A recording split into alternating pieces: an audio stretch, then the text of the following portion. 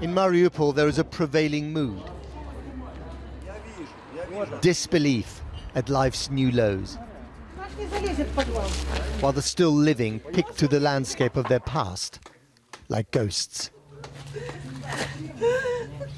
Пожалуйста, люди добрые, у нас нет электричества, у нас ничего есть, у нас нет ничего, медикаментов, ничего нет.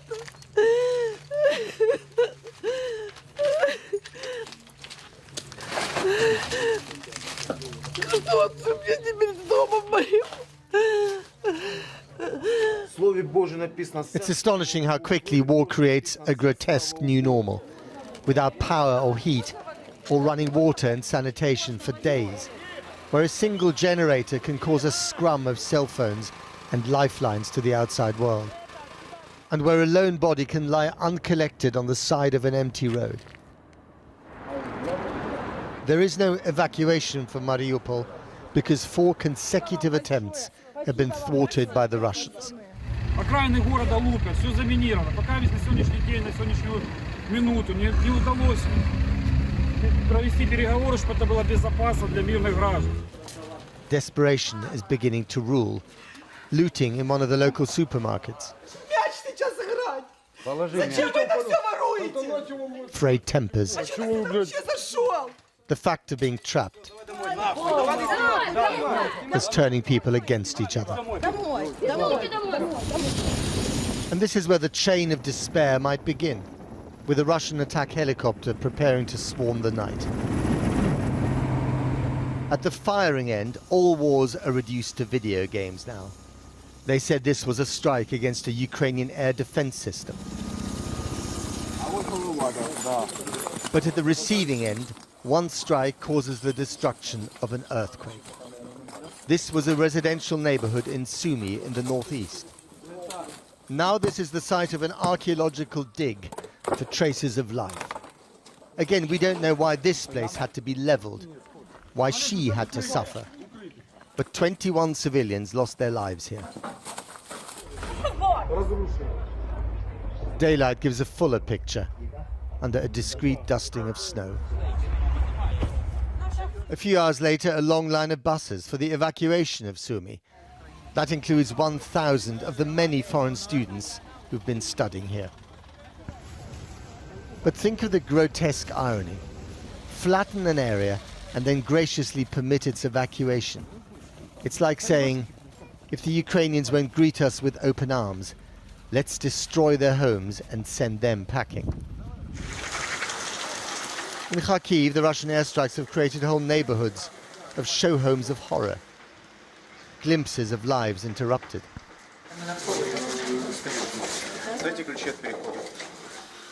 And then there's the hospital, where the wounded cling to life, bearing the grisly cosmetics of war. Понимаете, как всех пациентов, которые поступают и могут ходить, конечно, все хотят домой к своим родным и близким. Вот. А те, кто не могут идти, те, конечно, остаются здесь. Мы, к сожалению, таких подсчетов не ведем просто. Понимаете? Когда больше, когда меньше. Так что... Back in Mariupol, it'll soon be bedtime in the bunker. Life goes underground every night.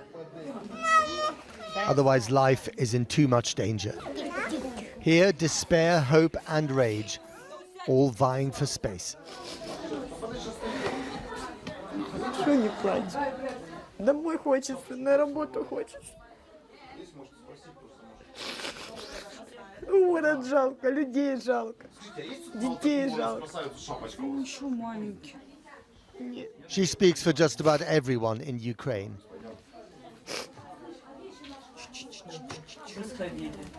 But only one man can answer her, and he's not listening. Well, the human rights officer said that it appears that there could be hundreds of unreported civilian casualties in besieged cities like Mariupol. Earlier, I spoke to the city's deputy mayor, Sergei Orlov, and I began by asking him for an update on the situation in his city. So today was our 4th attempt of evacuation. 3 previous will not succeed because of not established ceasefire and not established safety route. We were ready to evacuate our people from Mariupol by buses, but unfortunately we didn't receive ceasefire in Mariupol. So just to be clear, Sergei, today no one got evacuated. Today no one got evacuated, and we didn't receive possibility to move humanitarian food and so on from Zaporizhia to Mariupol. What about these reports of Russian mines on the evacuation route? Is that true?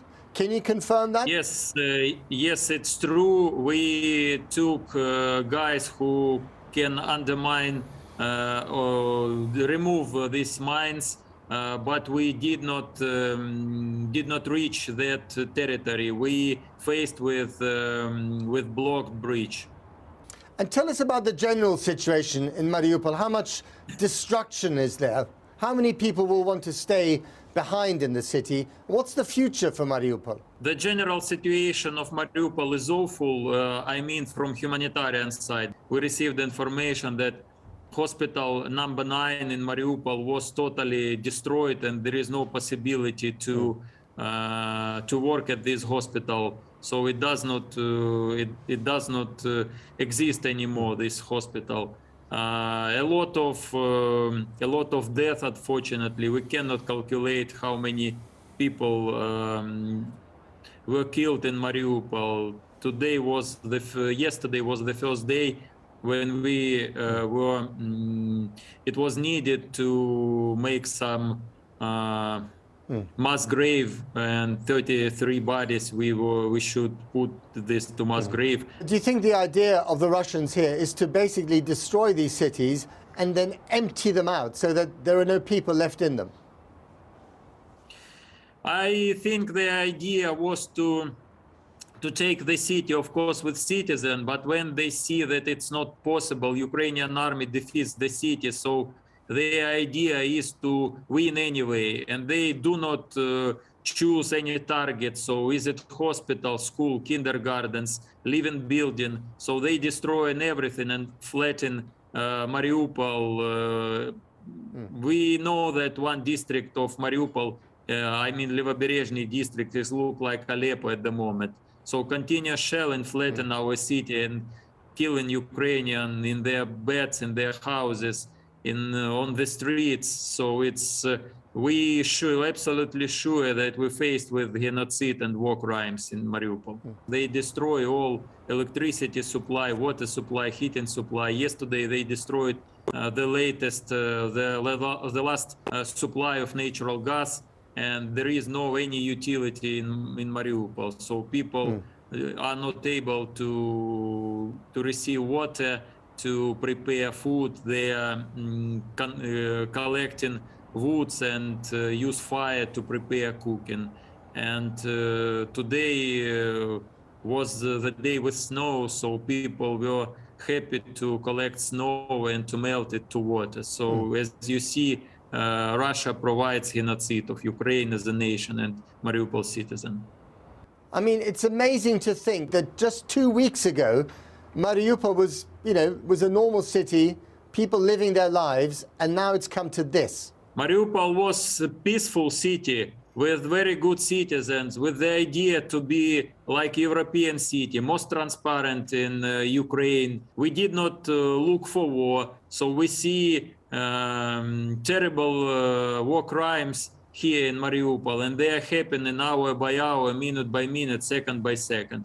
Today, unfortunately, one child was killed in bombing. It's a girl, 6 years old. She unfortunately is dead because of no access to water.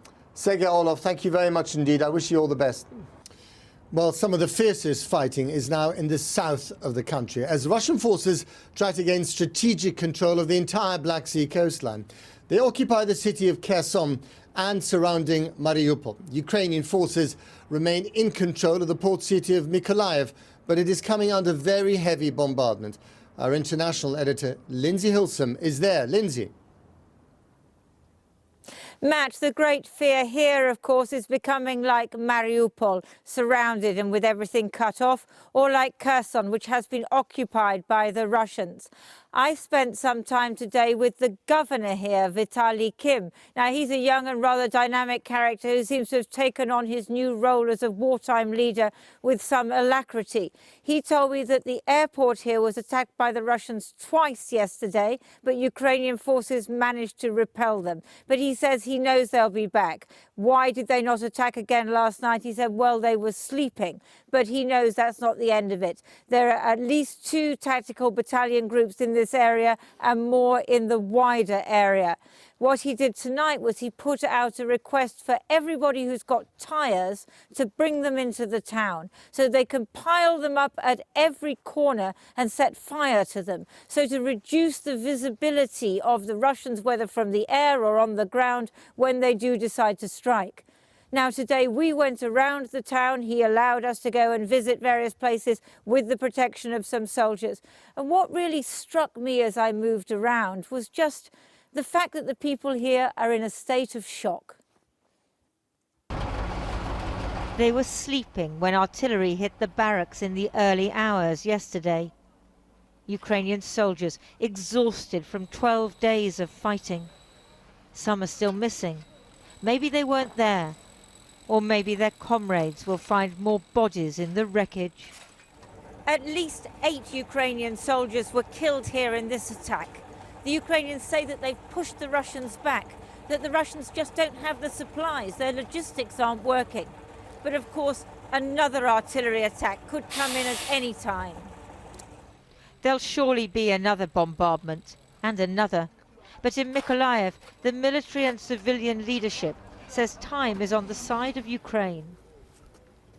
How long can this go on? From one day to eternity. So we do not know how it will be, only God knows. But we will do everything that depends from us to win this war.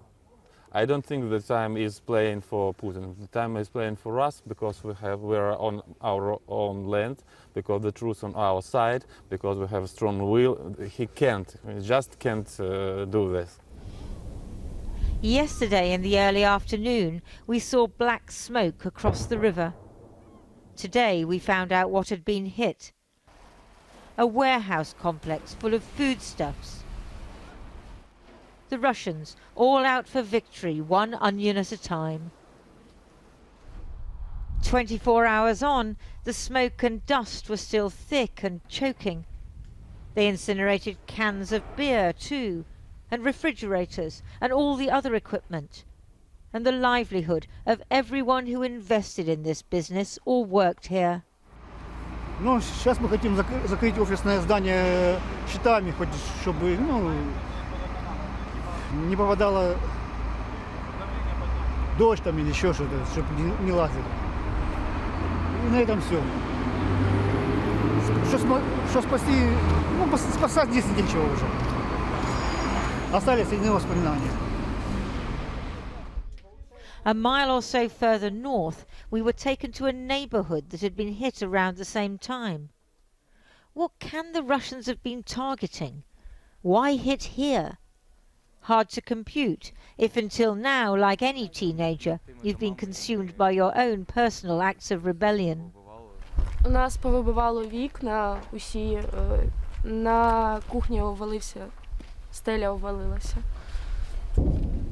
Всі живі, здорові, ніяких травм немає особистих.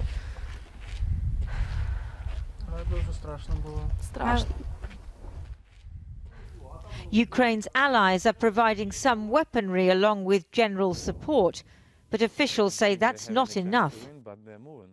Of course, it's good that many people support us, but in reality we need guns, we need ammo to defend our freedoms. As for President Putin, who says he's saving these people from their own government, Якщо б я його побачила, я б просто йому сказала, навіщо ти це робиш? Це з твого боку виглядає як операція по спасінню людей. Люди гибнуть, у людей нема де жити. У людей нема таких грошей, щоб просто взяти і поїхати. Це з твого боку виглядає як спасіння? Я не бачу цього спасіння. And how much longer must they endure this? The older generation remember the privations of the past. But the young were born into peace and security. Now their country's being destroyed before their very eyes. Lindsay Hilson reporting. Well, while some civilians have been able to escape two of Ukraine's embattled cities, other attempts at humanitarian corridors have collapsed amidst Russian shelling and acrimony. The two sides have disputed the routes such corridors should take, with Ukraine rejecting Russia's proposals that would see Ukrainians evacuated to Russia and its ally Belarus. Jonathan Rugman joins me now. Can you just begin by explaining why these humanitarian corridors aren't working? Well, ceasefires are often broken in the business of setting up a humanitarian corridor. It can be broken by either side. But the biggest problem, I think, is that most of the corridors that the Russians have proposed for people to flee are either into Russia or into Belarus, as you can see from these white arrows here. And the Ukrainians who are currently trapped do not want to go to Russia or to Belarus. They consider them the enemy.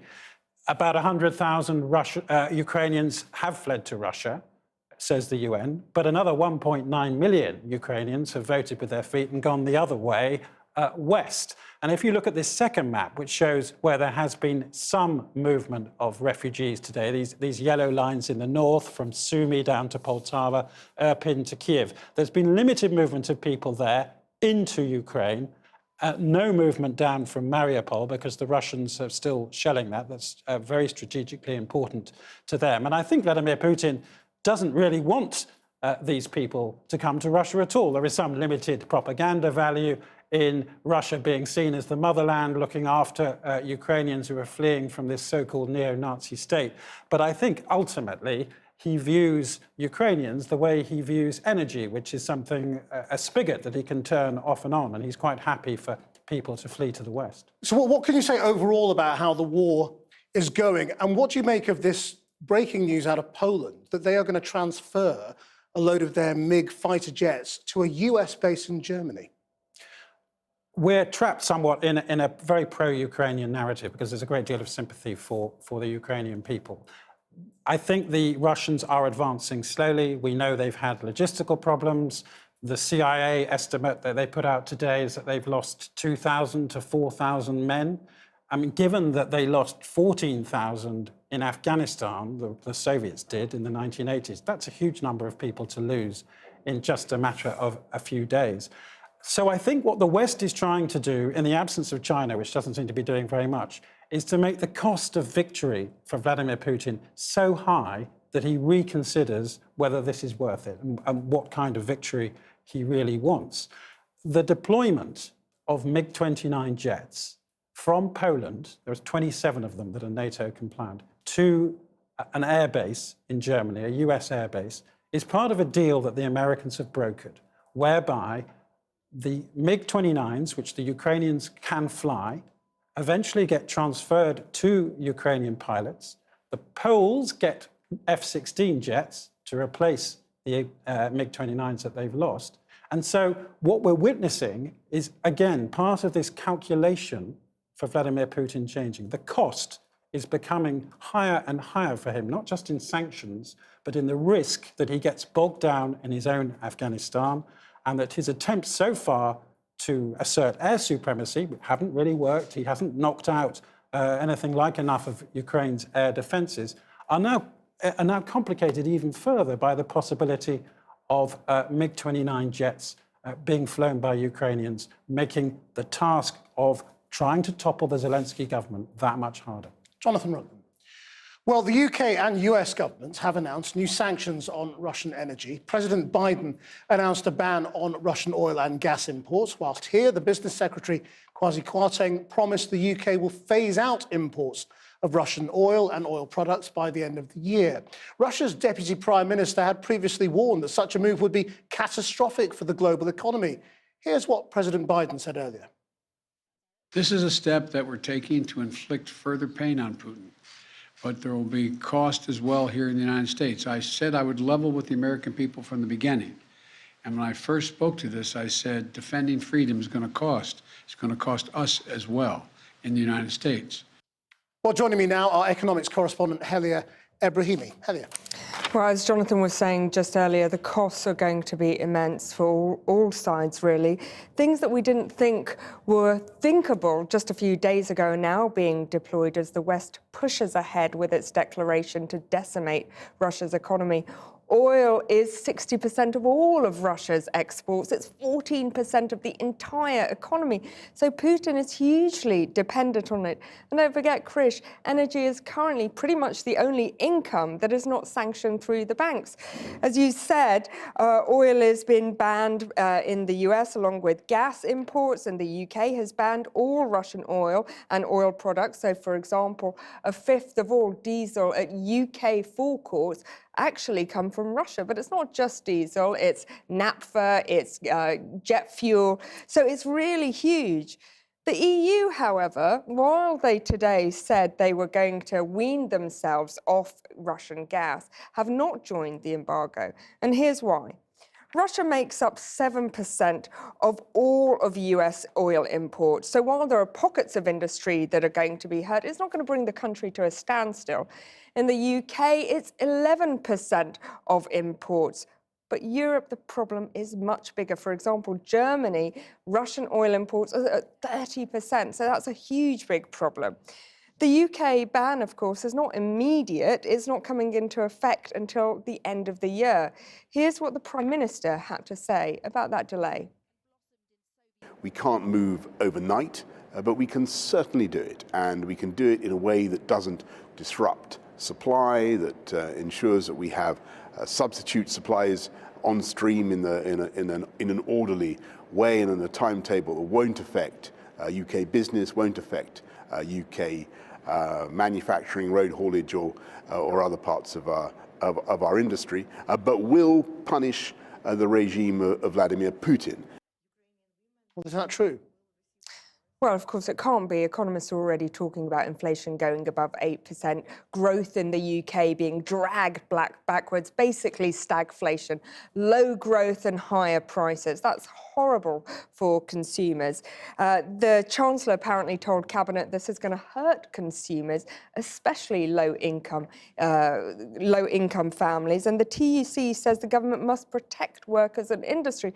So there's going to be increasing pressure now going forward on the Chancellor for cushioning measures of how sanctions will not impact UK citizens as much as they might. Thanks, Helia. Well, later in the programme, we will be hearing from people who rely on petrol and diesel to do their jobs. Now, he quoted Shakespeare and echoed Churchill. He was given a standing ovation by MPs. But Ukrainian President Zelenskyy had a simple message for the UK. Give us more support. In a unique address to the Commons via video link from Ukraine, he said he was grateful to Boris Johnson and thankful for help, but wanted the government to increase the pressure of sanctions against Russia and to make sure Ukrainian skies are safe. Here's our political editor, Gary Gibbon. You now have the floor. President. President Zelenskyy then had to wait while MPs applauded him. He gestured to his heart, showing thanks. MPs had spilled into the galleries above the chamber to listen. Then, speaking from a capital city under attack, President Zelenskyy invoked Churchill and Shakespeare. The question for us now is to be or not to be. You all know this Shakespearean question. For 13 days, this question could have been asked, but now I can give you a definitive answer. It's definitely yes to be. And I would like to remind you the words that the United Kingdom have already heard, which are important again. We will not give up and we will not lose. We will fight till the end at sea, in the air. We will continue fighting for our land, whatever the cost. We will fight in the forests, in the fields, on the shores, in the streets. He thanked the government for trying to isolate Russia, but asked for more support. And I'm very grateful to you, Boris. Please increase the pressure of sanctions against this country, and please recognize this country as a terrorist state. And please make sure that our Ukrainian skies are safe. Best of all to Ukraine and to the United Kingdom. There was another ovation for President Zelenskyy at the end, a defiant, clenched fist salute from the president, and then he was gone. The Prime Minister didn't respond to the request to make Ukrainian skies safe, but said the president had moved the hearts of all MPs. Earlier, Boris Johnson hosted the Prime Ministers of the Czech Republic, Hungary, Slovakia and Poland. He praised their work taking in hundreds of thousands of refugees. The government revealed Britain has now issued only 300 visas for refugees from Ukraine, which added to Tory MPs' anger that refugees reaching Calais had been turned back. The Home Office must react far more quickly than it's doing and get to the point of hubs of people, get them processed and get them in. This is a disgrace. When the Minister leaves this dispatch box, ask him to go back to the Home Office and tell them to get a grip. As I've outlined already, we're making quite a number of changes. We met officials this morning to push further ones through. The Immigration Minister's reply didn't seem to reassure. The government said this temporary office in Calais giving advice to Ukrainian refugees would soon be supplemented by another one that would actually issue the visas they need to get to Britain. It'll be back down the train line in Lille. Well, as Gary reported, many of those Ukrainians trying to reach the UK have travelled to Calais, despite the lack of visa facilities there. Our reporter Anya Pop is in Calais and joins us from there now. Anya. Well, yeah, Calais has become symbolic in recent years of the UK's sluggish and sometimes opaque approach to immigration, and Ukrainians are certainly finding that too. Just 500 of the 10,000 Ukrainians who've applied for a visa through the UK scheme have been granted one.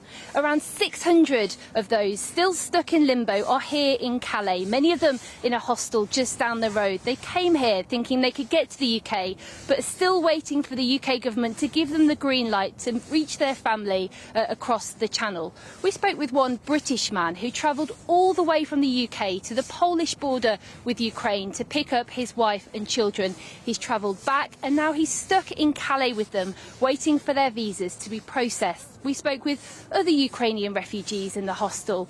Those who haven't yet applied for a visa said that they'll head to Lille tomorrow, the place where the UK government said they're going to set up a new visa centre tomorrow.